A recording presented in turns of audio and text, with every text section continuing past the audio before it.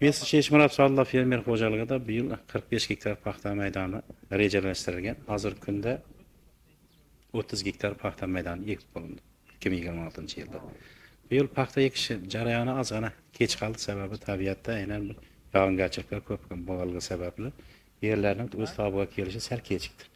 Lekin bu narsani biz yaxshi olib chiqib o'tirgan narsa aynan shu yangi texnikalar, ya'ni avtopilot o'rnatilgan traktorlarda, paxta ekish yelkalarida foydalanilib sababli mana kecha bir sutka ichida 20 gektardan ortiq maydonga chigit qadab bo'ldi. Bu narsa aynan bu shu tabiat inchiqlarini bizda yengib o'tishga aynan yangi texnikalar yaxshi foyda samara beryapti. Bundan tashqari bu yil Xitoy urug'idan, ya'ni Jinken 1565 urug'ini tanlab shuni ekyapmiz. Sababi bu paxta navini men o'tgan yildan beri kuzataman. Amudaryo tumanida, Andijon viloyatida va Qashqadaryo viloyatining Koson tumanida fermerlarda aynan shu urug'dan ekilgan maydonlarni borib kuzatganman, ko'rganman.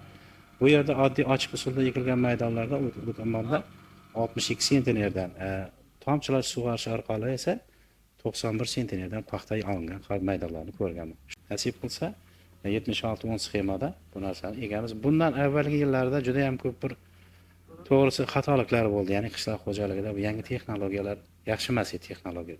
Qishloq xo'jaligi texnologiyasi sababi 60lik, 90lik sxemalarda paxta ekkanmiz. Bu yerda tub sonidan ko'p biz yutqazganmiz. Sababi 80 ming gektarga 100 ming tub bilan joylashtirish imkoniyati bor edi.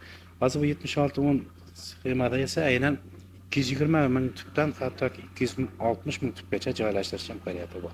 Bu degani yana qo'shimcha hosilga hosil. Masalan, shu davrgacha olib kelgan eng yaxshi hosilimiz 30-40 sentnerdan bo'lgan bo'lsa, bu usulda nasib qilsa 50 sentnerdan bemalol ortiq tepalar paxta olish imkoniyati bor. Hisob-kitoblar.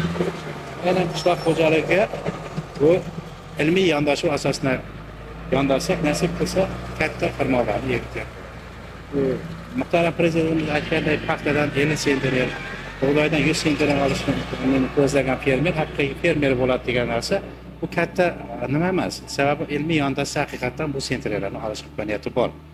Hisob-kitob qilib ishlasa haqiqatan buni olsa bo'ladi. Yana aynan ekish oldida fosforli o'g'itlar bilan ekishni juda ham yaxshi tavsiya qilamiz. Mana fosforli o'g'itlar bilan ekyapmiz. Bu narsa ya'ni aynan paxtada vegetatsiya davrida aynan suvsizlik, suv ochish davriga kelgan paytida aynan shu fosfor o'g'iti juda ham yaxshi samara beradi. Aynan erish davri shu paxtani vegetatsiya davriga kirgan paytida juda ham yaxshi samara beradi. Bu narsani men har yili men fosforli o'g'itlar egaman. O'tgan yilda ozgina bir paxtada ko'sak qurtidan sal ko'proq zarar ko'rdik.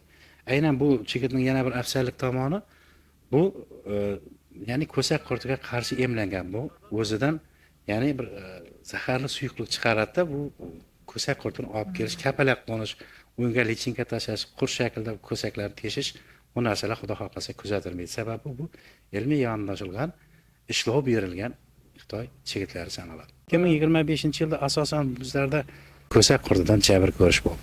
Shu sababli paxta bir haqiqatan bir ko'zlangan nimani beradi. To'g'ri 30 sentnerdan ortiq qoldi, lekin muhtaram prezidentimiz aytgan 50 sentnerga yetish imkoniyati bo'lmadi. Bunga aynan sabab bu paxtachilikda ham ilmiy yondashuv qilsa, albatta bu narsadan yetamiz.